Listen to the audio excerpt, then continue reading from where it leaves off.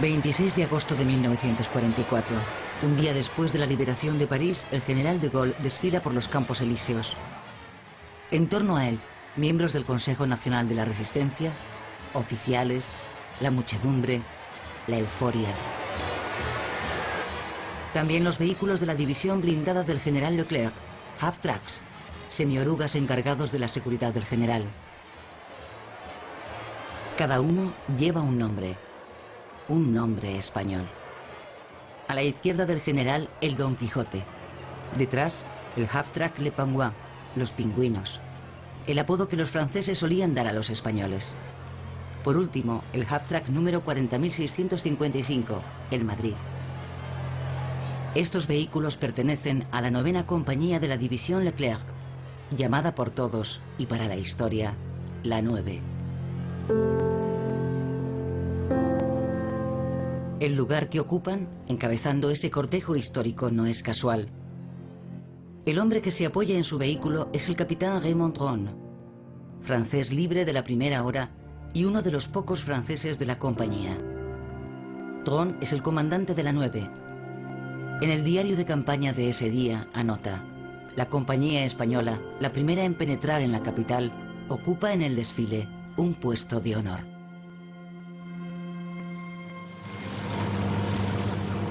El 24 de agosto, las defensas alemanas habían obligado a Leclerc a detenerse a pocos kilómetros de París. París se ha sublevado. Había que entrar a toda costa en la capital. Leclerc lanza en avanzada a su 9ª compañía, la 9. Unas horas más tarde, los half-tracks Guadalajara, Brunete, Ebro, Santander, Teruel alcanzan victoriosos el ayuntamiento de París. A bordo, un centenar de hombres, casi todos republicanos españoles. Amado Granell, Fermín Pujol, Ramón Gualda, Miguel Campos y muchos otros. ¿Por qué la historia no ha querido recordar sus nombres?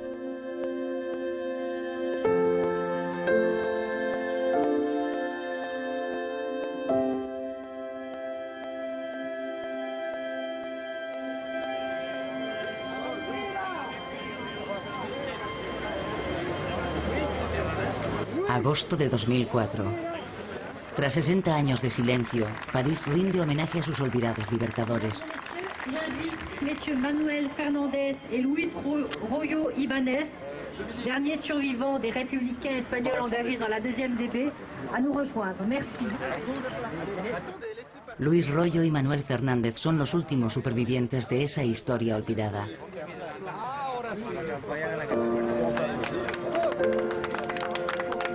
¡No pasarán! ¡No pasarán!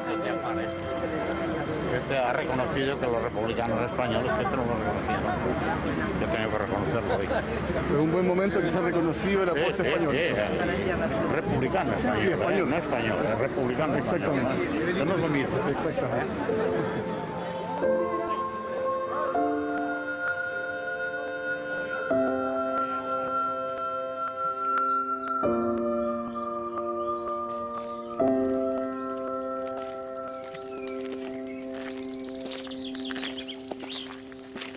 Yo salgo aquí todas las mañanas y doy la vuelta por ahí, por el bosque, hay una carretera, un camino como este. Y vengo a salir aquí, luego doy la vuelta al charco y ya está, hace 2 o 3 kilómetros. Manuel Fernández vive hace más de 10 años en una residencia de ancianos en la Bretaña francesa.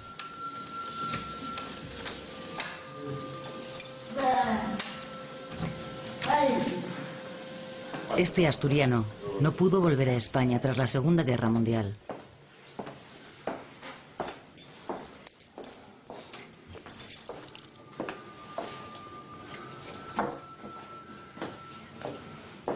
Cuando se terminó la guerra, yo estaba en París, estaba aún en el hospital de Valdegracia. Los españoles estábamos muy bien vistos por la población francesa. La prueba es que todos los españoles que estábamos en el hospital, venía gente a vernos, nos llevaban a comer a las casas. El caso de hicieron es españoles que lucharon por nosotros.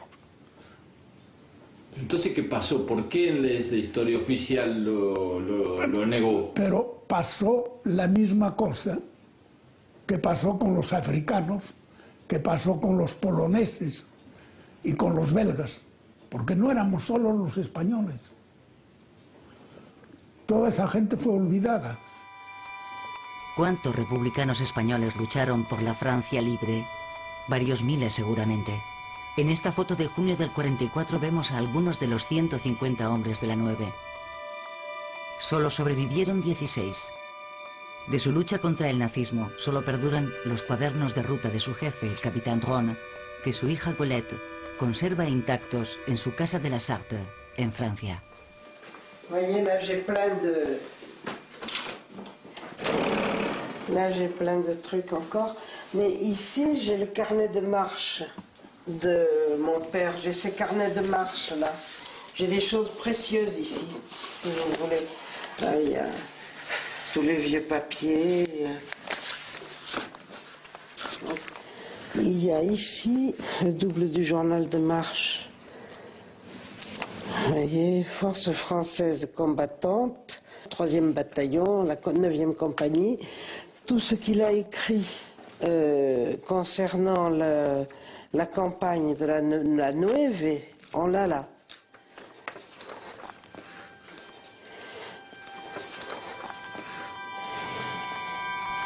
En cuadernos del ejército estadounidense, el capitán Dron glosó la increíble epopeya de los españoles de la 9. Pero la historia de aquellos hombres habría que buscarla más allá, en los comienzos de la joven República Española y en su lucha contra el alzamiento del general Franco. El coronel Dron decía que éramos diferentes a los demás, porque nosotros luchábamos por un ideal, y era la verdad. Nosotros, nuestro ideal era la libertad, no era una bandera. Era un ideal, que es muy diferente que el que llaman y que le dicen tú es tu turno de venir. Nosotros fuimos voluntarios para defender la libertad, eso que Franco nos retiró. Y siempre con la mira de decir esto nos llevará a atravesar los Pirineos y traer la libertad a España, que no fue así, pero en fin. En abril de 1931 se proclama la Segunda República Española. El pueblo español derriba la monarquía, terminando con el poder absoluto de los militares y la Iglesia.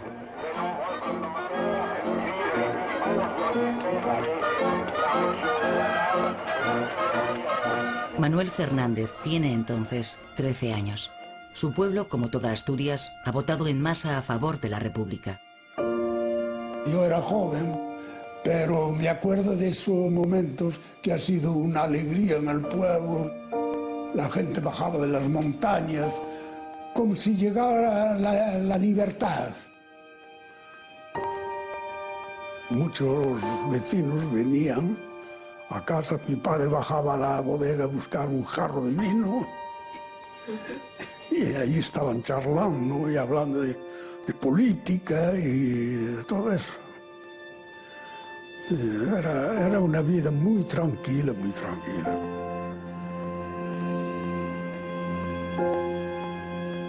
Me acuerdo cuando dieron el voto a las mujeres, que las chicas del pueblo bailaban de contentos porque iban a ir a votar con los hombres y todo, me acuerdo de eso.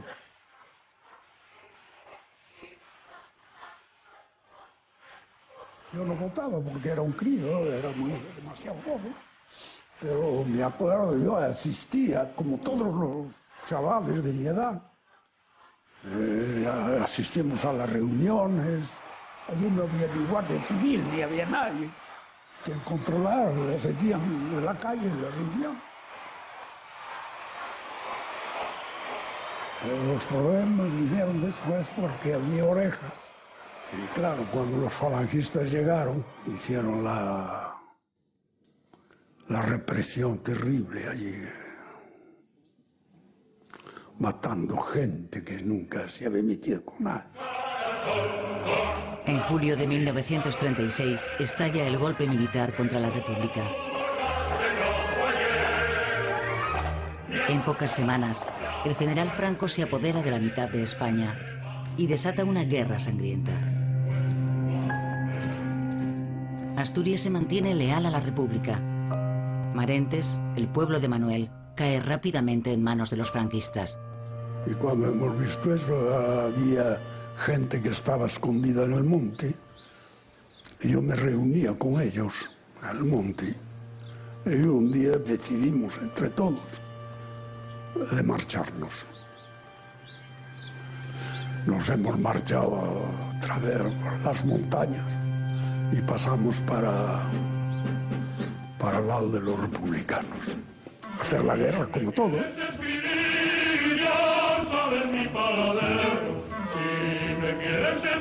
Como miles de civiles españoles, Manuel se alista como voluntario en el ejército republicano.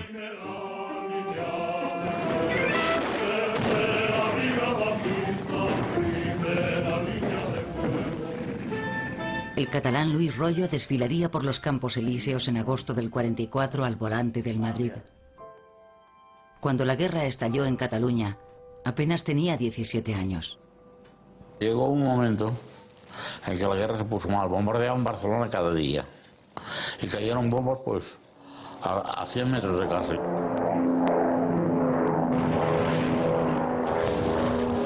Y dijo, bueno, aquí va. Y yo le dije a mi padre que me firmara para poderme enganchar, porque yo era menor. La mayoría a los 18 años. Yo tenía únicamente 17.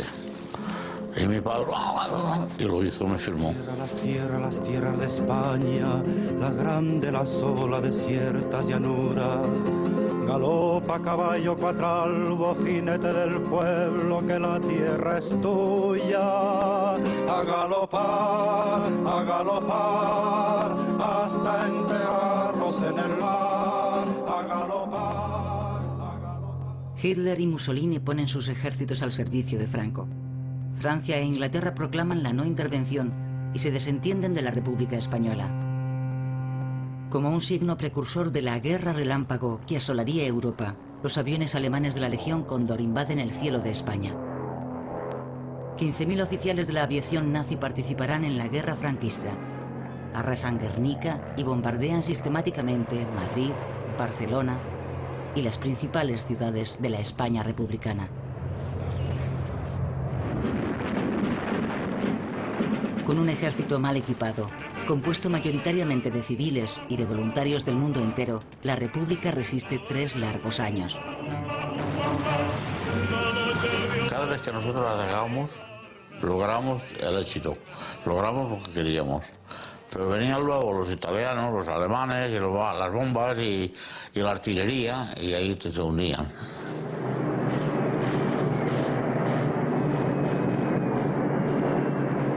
Venía la aviación y no cajaban nada. Después de esto, la artillería, se ponía la artillería, pum, pum, pum, pum, pum, a tirar a la montaña, le pegaban fuego a la montaña, y en el agujero aquel tenías que aguantar. Tenían todo y nosotros nada. En el Ebro no iba porque las montañas son así. Había escogido piedras gordas, empujaba la piedra que iba bajando para abajo. Si le daba uno en el coco, ya tenía bastante. Eran piedras gordas así, ¿sabes? Yo no venía con muertos franquistas, no venía uno, pero muertos con los nuestros sí. Una tras otra, las provincias republicanas van cayendo en manos de los franquistas. Manuel Fernández es capturado y conducido a la prisión de León, base de apoyo de la Legión Cóndor. Allí tendrá su primer encuentro con militares nazis. En San Marcos de León estábamos en una especie de patio, le llamaban el patio del Museo de San Marcos de León. Era verdaderamente un campo de exterminación. Casi todas las noches venía a buscar gente para fusilarlos.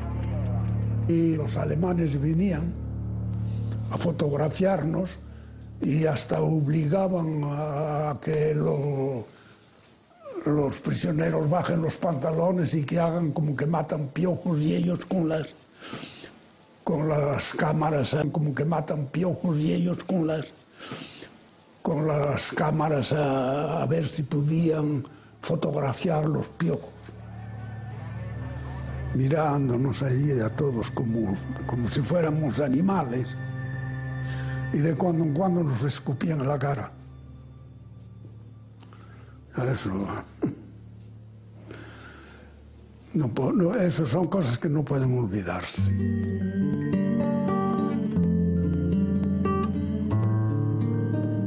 Febrero del 39. La República es derrotada. Es la retirada. 500.000 refugiados tratan de cruzar los Pirineos, entre ellos 150.000 soldados del ejército republicano. Los franceses acogen mal a esos españoles que ponen en riesgo una paz vergonzosa negociada con Hitler en Múnich unos meses antes. Cuando estábamos en la frontera, cayó una nevada, había 60 centímetros. Y nosotros metieron en un campo que había donde las vacas iban a comer y cagar. Había el Tech, el río, que pasaba con el agua que fundía de la nieve. Entonces metías allí dentro y te helabas.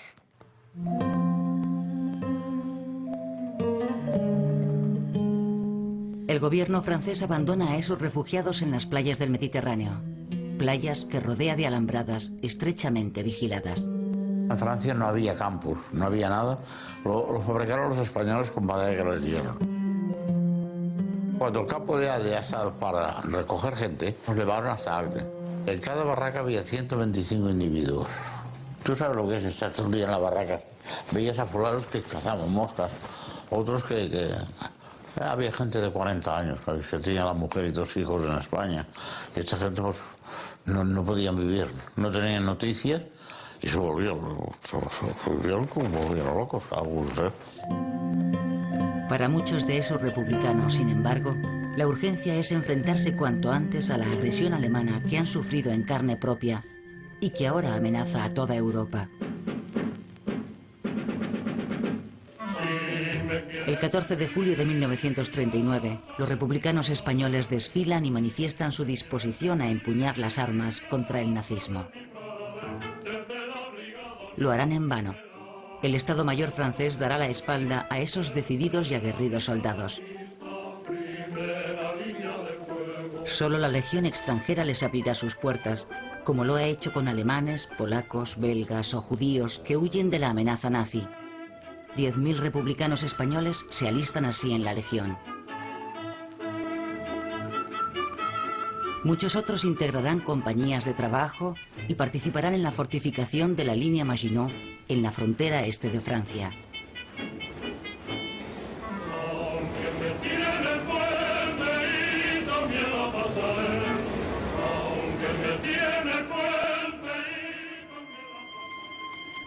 En mayo de 1940, Manuel Fernández logra evadirse de la prisión franquista, al mismo tiempo que Alemania lanza su gran ofensiva contra Francia.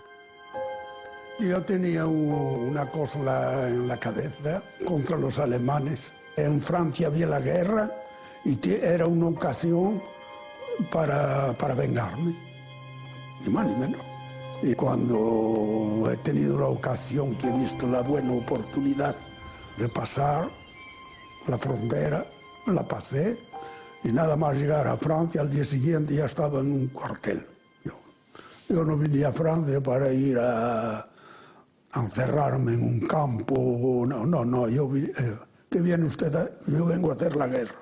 Al cabo de unos 8 o 10 días, ya nos llevaron para el frente, con la Legión extranjera.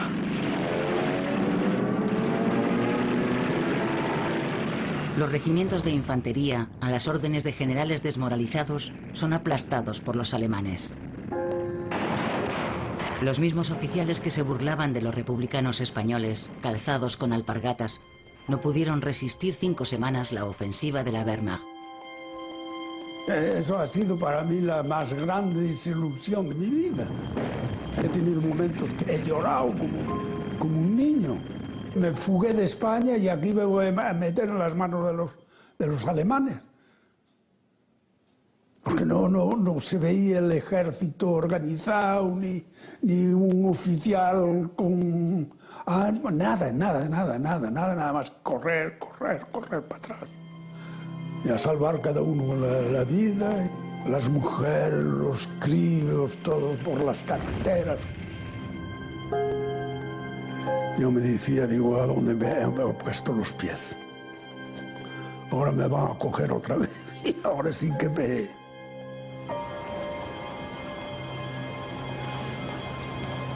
El 17 de junio de 1940, el gobierno francés pide el armisticio. En los campos de Alemania se hacinan más de 1 millón de prisioneros de guerra. Manuel consigue evitar el cautiverio y el terrible destino que aguarda a sus compatriotas prisioneros. Privados del estatuto de prisioneros de guerra, los españoles son trasladados al campo de concentración de Mauthausen. Casi todos ellos serán asesinados.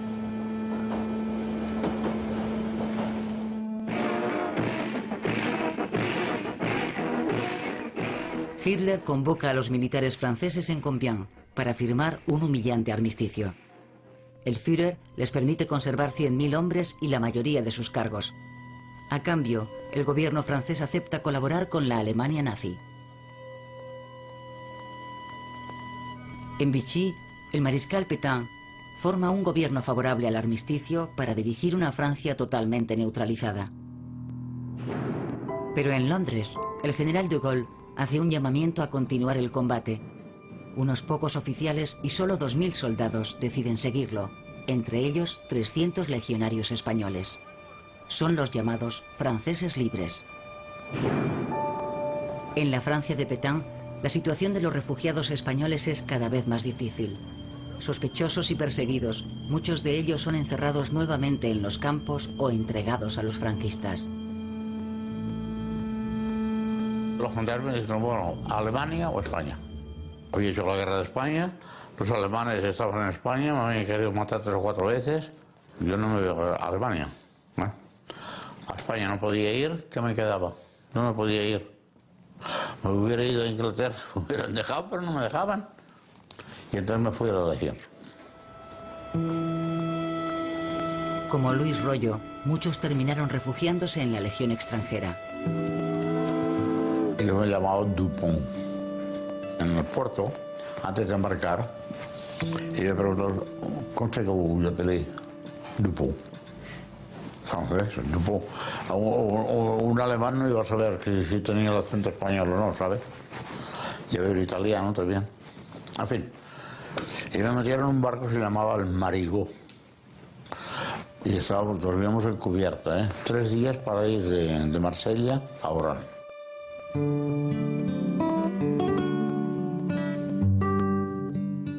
El norte de África se ha convertido en una segunda Francia, donde confluyen refugiados procedentes de toda Europa. Entre ellos numerosos españoles que cruzaron el Mediterráneo durante la retirada y que acabaron en campos de concentración diseminados por el Sáhara. Junto a los españoles, comunistas y gaullistas castigados por el gobierno de Vichy. En estas fotos, un equipo de prisioneros españoles en las obras nunca finalizadas del tren transsahariano.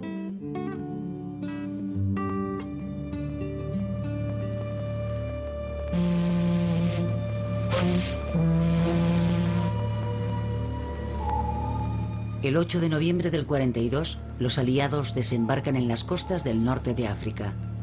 Es la primera etapa en la ofensiva contra las fuerzas del Eje.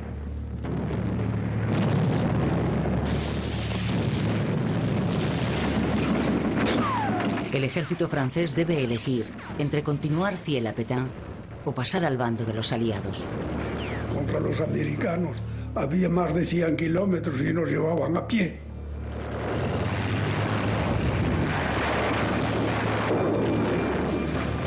Y antes de que lleguemos al frente ya se había terminado. Los enfrentamientos provocarán más de 2.000 muertos. Finalmente, el ejército francés de África se une a los aliados. Los mandos cambiaron del día en la noche. Porque antes eran todos con Pétain Y una vez que llegaron los americanos, cambiaron de chaqueta y se volvieron todos del lado de los americanos. Y entonces han organizado el ejército francés para unirse al americano y luchar contra los alemanes. Ahí he dicho, digo, ahí está mi ocasión. Manuel es uno de los 3.000 primeros legionarios que el general Giraud envía a combatir al frente tunecino. Frente a ellos, el Afrika Korps del mariscal Rommel, considerado el mejor ejército del mundo. Nosotros íbamos armados y vestidos como en la guerra de 14-18, con un fusil que la mayor parte del tiempo no funcionaba, de viejo.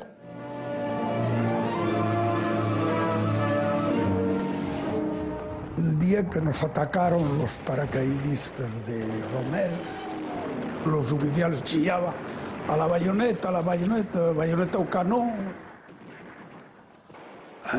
Ahí sí que, ahí me vengué. Ahí cuerpo a cuerpo. Nunca había visto los tíos atravesados con la bayoneta.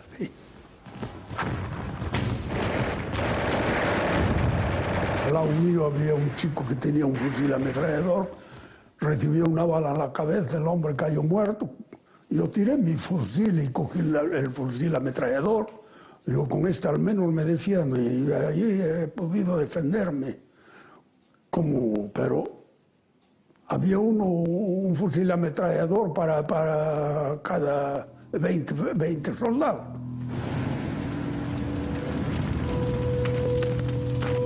Y allí cayeron heridos, muertos, otros prisioneros. Allí nos cogieron como ratas.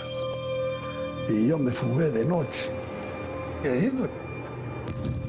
2.000 legionarios españoles y belgas, en su gran mayoría, cayeron en aquella ofensiva. Al cabo de un mes de convalecencia, otra vez para el frente. Y llegué al frente por la mañana y me dice el sargento, oye, Fernández, llegas bien, atacamos esta noche. Y allí ya empezó el ataque que no se paró hasta que los alemanes se rindieron. La campaña de Túnez finaliza en mayo con una victoria decisiva. 170.000 hombres del Afrika Korps son hechos prisioneros. Verlos ahí por el suelo como estábamos nosotros, exactamente lo mismo. Y los he visto matando piojos, como nosotros estábamos. Digo, esto sí que es una venganza. Túnez, 5 de mayo del 43. Los enemigos de ayer desfilan juntos hoy. Los soldados del ejército de Vichy y los franceses libres del general de Gaulle. Manuel lo hace con la Legión extranjera. Tras ellos, el Cuerpo Franco de África, formado por miembros de la resistencia, apátridas, republicanos españoles, los poco antes considerados indignos del ejército francés, hoy son aclamados como héroes. Les siguen los franceses libres de Leclerc, la única división francesa destinada a participar en el desembarco de Normandía. Pero Leclerc necesita 15.000 hombres y solo dispone de 4.000. Además, debe desprenderse de sus soldados más aguerridos. Los americanos no querían negros en los desembarques en Europa, que tenían que ser todos blancos. Porque la columna Leclerc, le llamaban la columna Leclerc, era el regimiento de marche du Tchad. Los soldados negros de Leclerc, los primeros soldados de la Francia libre, despojados de sus uniformes, regresan humillados a sus aldeas.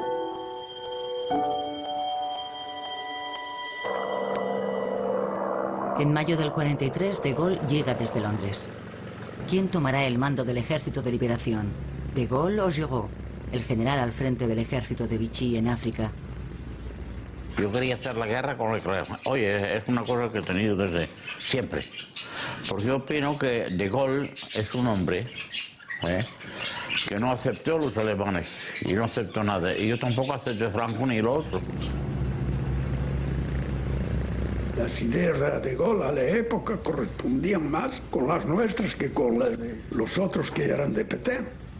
Los oficiales de la Legión a nosotros nos consideraban como los rojos españoles, como revolucionarios,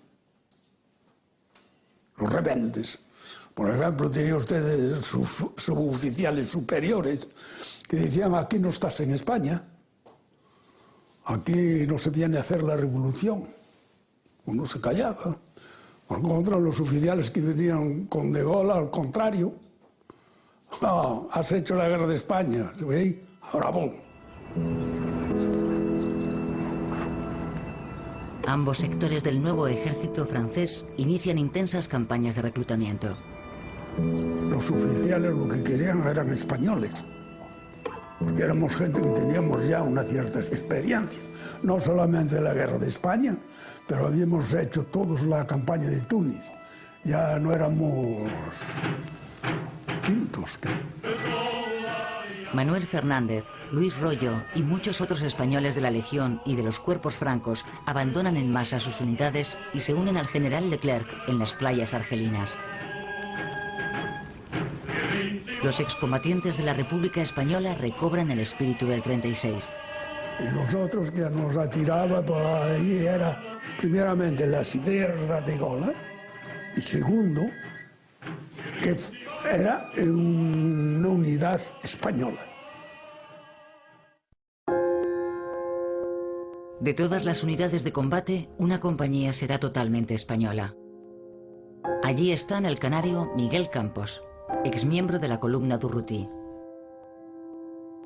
El arquitecto madrileño Van Bergen, apodado Bamba, oficial del Cuerpo Franco de África. El valenciano Amado Granell, exoficial superior del ejército republicano. En total, 150 republicanos.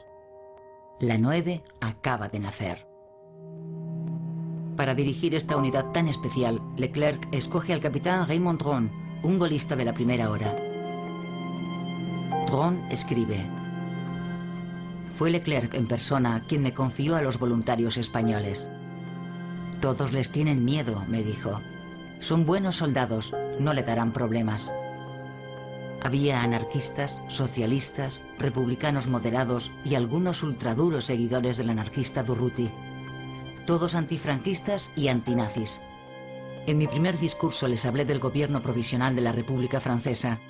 Es usted el primer francés que nos habla de república desde 1940, me dijeron, y me adoptaron en el acto.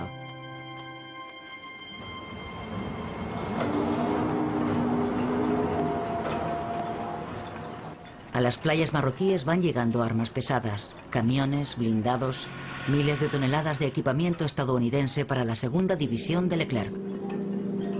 La 9 compañía iba todos los días a Casablanca para deshacer, para recuperar el material, deshacer las cajas que venían en los barcos y todo eso, montar el material y todo eso. Cuando venían los americanos, que empezaron a traer: oye, qué bola, aquí que vengan los alemanes, que estamos ahora igual. Y como no, igual que con el mismo material lo jodimos. La 9 es una orquesta con buenos músicos y buenos instrumentos, decía Fábregas. Si hubiésemos tenido esto en España. Hubo un momento que es Granell, que lo hizo casi todo, Y Granell dice: oye, podríamos bautizar los tanques. Dijeron: bueno, vamos a poner los nombres de las batallas de la guerra de España. Había Brunete, había Guernica, había Madrid, había el Ebro, Don Quijote. En abril del 44, los 15.000 hombres de la segunda división blindada embarcan en Casablanca. Es un ejército atípico, lleno de voluntarios extranjeros, españoles, griegos, italianos, polacos y latinoamericanos. Como dijo Manuel, aquellos hombres no defendían una bandera, sino un ideal. Inglaterra será su última escala antes del desembarco en Francia. Tengo un recuerdo de Inglaterra increíble. No puede ser mejor. Allí estuvimos 3 meses. todas las mujeres, los hombres, todos atentos con nosotros. Era fantástico, había baile los sábados por la noche, los domingos por la tarde, había los clubes, estábamos afiliados a un club, íbamos al club y todos nos divertíamos.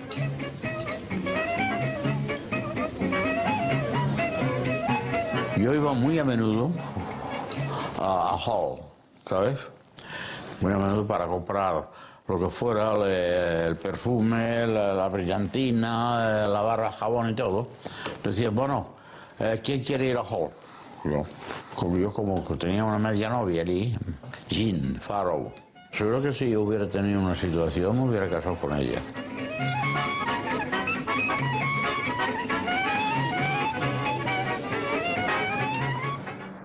El 6 de junio del 44, en Inglaterra, Manuel, Luis Royo y sus compañeros asisten a los preparativos para el día D. Yo me acuerdo la noche del desembarco aquí, el cielo inglés estaba cubierto de aviones. Nunca he visto tal cosa. Nosotros lo mirábamos, era una noche clara.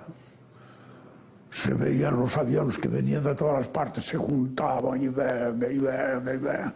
Y yo decíamos nosotros, dice que los alemanes, ¿qué es lo que van a recibir?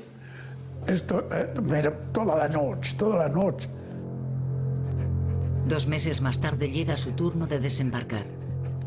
Dronde escribe: 4 de agosto de 1944. Las operaciones de desembarco comienzan a las 8 horas.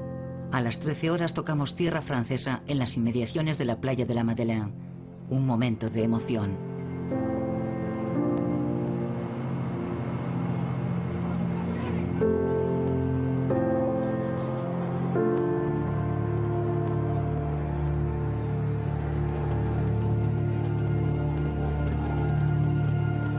Nosotros pues salimos caminando, me acuerdo de ver los otros que salían detrás de nosotros, que había quien se arrodillaba y besaba la arena, y cosas así.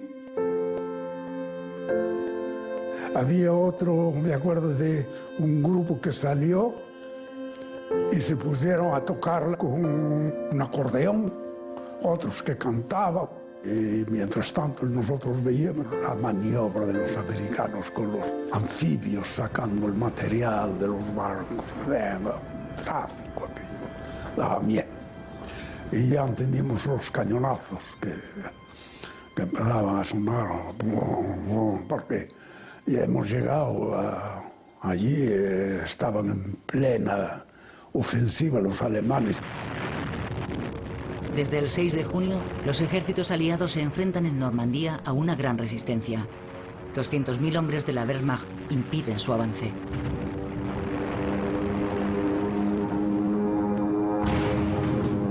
Los 15.000 hombres de la segunda división blindada han recibido órdenes de rodear a los alemanes por el sur, pero Leclerc lleva una orden prioritaria del general de Gaulle. Debe ser el primero en entrar en París, antes que los americanos. Leclerc avanza hacia Le Mans, libera a Alençon y se topa con el enemigo cerca de Écouché. Dronde escribe: sábado 12 de agosto de 1944. La compañía avanza junto a los tanques. Recibimos la orden de lanzarnos hacia Écouché. Pero la noche que entremos en Écouché había una mierda allí, había alemanes por todo, ¿sabes? Había alemanes delante, había alemanes un poco más lejos, que se metieron en la Furé, hacia el Valais. La 9 estaba en el centro, en el puente donde estaba la carretera que viene de Flers, que viene del mar, la carretera que va a París, protegiendo la salida, porque había pistas, caminos, y trataban de salir por ahí para fugarse hacia París. Pues había 80.000 alemanes, lo sabíamos, nos lo habían dicho. Y fue ocupé la retrete, Es su primera gran batalla en suelo francés, y la 9 combate en primera línea de fuego. 6 días a sangre y fuego en el pueblo de Écouché. Dronde registra las hazañas de sus tropas. Miguel Campos se infiltra con su sección más de 3 kilómetros tras las líneas enemigas. Ataca una posición de las SS y sin sufrir una sola baja captura a 129 prisioneros. Libera a 8 americanos y regresa con un botín de 13 vehículos, 5 coches y un remolque. Pero para Manuel, la gran batalla de Écouché será la última. Estaban todos detrás de los tanques y estábamos comiendo un pote que nos había traído una mujer que era cordero con judías. Ay, fíjese, hacía tiempo que no habíamos comido eso. Y llega el teniente mío y dice: Belmonte, hombre, deja la ametralladora solo. Yo tenía la ametralladora un poco más lejos, no había nada. Había uno que quería ir, digo, deja, voy yo, quedaros por ahí. Y subí con la cuchara a la mano. Y justo cuando llegué a la ametralladora había un coche que salía. Empecé a tirar y ahí un cañonazo. Y ahí terminó la aventura.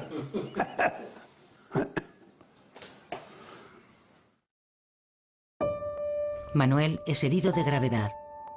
6 combatientes de la 9, 5 españoles y un ruso de las brigadas internacionales descansan en el pequeño cementerio de Écouché.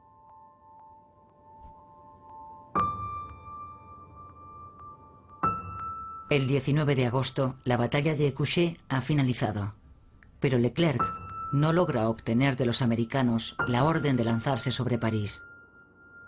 Los aliados prefieren proseguir el avance rodeando la capital. De Gaulle, para quien la liberación de París por los franceses libres es fundamental, logra finalmente obtener el acuerdo del propio Eisenhower. El 23 de agosto la división Leclerc se pone en marcha. Sus 4.000 vehículos recorren sin mayores obstáculos 250 kilómetros en un clima de euforia.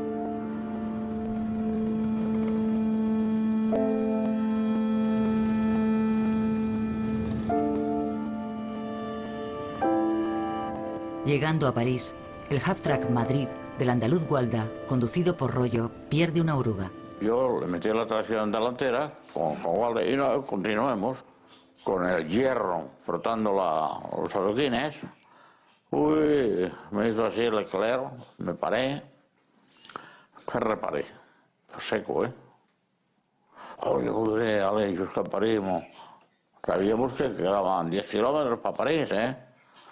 Si había que pegar tiros en París, los pegábamos. No, fai reparé tot de suite. Solté el drapó y voy a meter en Berna. Pero el 24 de agosto, Leclerc también debe detenerse. Su división se ve bloqueada por una defensa alemana a solo 15 kilómetros de París. Solo 15 kilómetros de París. La cuarta división americana podría adelantarle esa misma noche.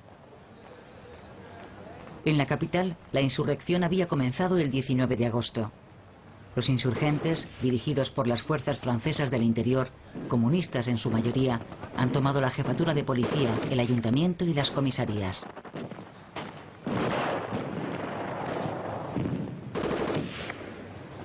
Para Leclerc no queda otra salida. Debe pasar, cueste lo que cueste. Esa misma tarde se encuentra con el capitán de la 9. El general lo toma por el brazo y le dice: Tron, entre en París. Vaya con todo lo que tenga, pero entre en París. Y hoy cuando Leclerc le dijo, Tron, vous partez, vous rentrez a París. Vous le direz que demain toda la división será là. Ellos se fueron, la segunda y la tercera sección, y nosotros queremos salir con tontos. La 9 se pone en marcha alrededor de las 19:30. Son más de un centenar de republicanos españoles en una docena de half-tracks apoyados por 3 tanques Sherman. La 9 entra en la historia. Ici Pierre Schaeffer, je suis dûment mandaté pour requérir messieurs les curés de faire sonner immédiatement les cloches à toute volée pour annoncer l'entrée des Alliés à Paris. A las 21:20 el Guadalajara llega a la plaza del ayuntamiento. Es una de las escasas imágenes que dan fe de la presencia española.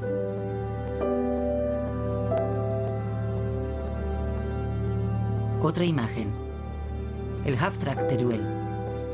En la bandera se distinguen las franjas horizontales de la enseña republicana. Otro valioso documento, probablemente del 25 de agosto. El capitán Dron prepara el ataque a la central telefónica con el alicantino Amado Granel. Ici, rue des Archives. C'est la rue des Archives. Bon, nous allons commencer par ici.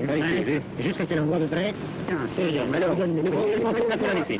Alors, vous laissez la colonne ici. Alors, ça, votre commandement, nous donnez votre officier adjoint. Deux chars de ce côté. En esta foto, vemos a Amado Granel a la derecha. A la izquierda, el extorero Martín Bernal. Paris arrache à ses 4 années de captivité. Libération! Aquel 25 de agosto, París es liberada. La foto de Amado Granel sale en la portada del periódico Liberación. Pero la historia que se cuenta es otra. El capitán Dron se ha convertido en Bron. Y el blindado Guadalajara es ahora el tanque Romilly. En el ayuntamiento, De Gaulle pronuncia un discurso histórico. Pour la première fois depuis 4 ans, un micro français parle français. Paris, Paris outragé, Paris brisé, Paris martyrisé, mais Paris libéré, libéré par lui-même, libéré par son peuple avec le concours des armées de la France, avec l'appui et le concours de la France tout entière. C'est-à-dire de la France qui se bat, c'est-à-dire de la seule France, de la vraie France, de la France éternelle. ¿Qué lugar podía quedar para los republicanos españoles y los voluntarios extranjeros? La guerra, sin embargo, no había acabado y los combates más duros estaban aún por llegar.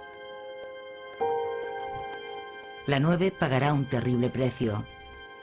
40 muertos y más de 100 heridos entre París y las llanuras de Alsacia. En mayo del 45, los últimos españoles de la 9 asaltan el nido del águila de Hitler. El largo camino hacia la libertad está a punto de finalizar, pero no para los republicanos españoles.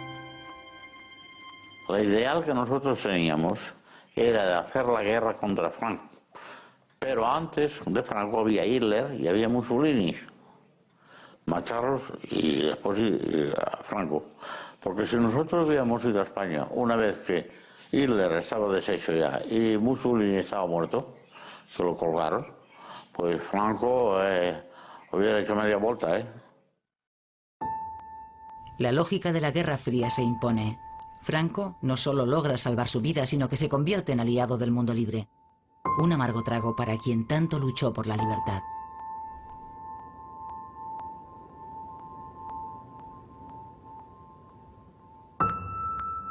Nosotros todos teníamos en la cabeza el asunto de que íbamos a volver a España, que Franco iba a caer, que íbamos a volver. No, el resto no nos interesaba. Y finalmente, pues, la mayor parte murieron sin volver a España. Tras 8 años de combates, los supervivientes de la 9 quedaron como extranjeros en la Francia que habían contribuido a liberar. Luis Royo incluso tendrá que rendir cuentas por su deserción del ejército de Vichy. Cuando me quise naturalizar, me hicieron sacar los papeles de militar. Entonces dije, yo he hecho la guerra con el general de Gaulle, con el Chat. Y entonces escribieron allí a la Legión, a Maynes. Y Maynes me mandó los papeles. Y esto es el papel que mandó. Y eso dijeron, deserción al interior en tiempo de guerra, del 13 de agosto de 1943, y aquí me condenaron a 10 años de cárcel. Solo la intervención del capitán Dron evitará su ingreso en la cárcel. El 25 de agosto me condenaron el día que liberamos París. Es la gracia, ¿eh? Sí. Mi mujer, cuando estaba aquí, en la silla de ruedas, Pues estas son familiares. Y bueno, y la foto del general Leclerc, que la tengo siempre aquí conmigo.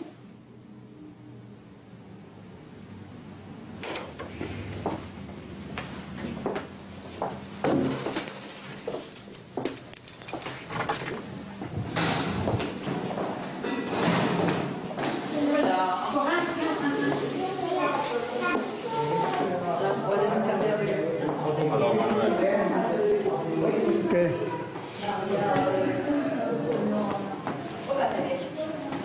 ¿Estás arrepentido de haber hecho lo que ha hecho? No me arrepiento de nada. Hicimos lo que teníamos que hacer, lo que nuestras ideas nos decían, y si se necesitara hacerlo otra vez, lo volveríamos a hacer.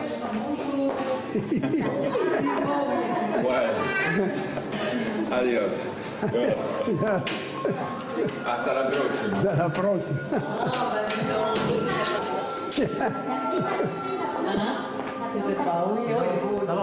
Ça va,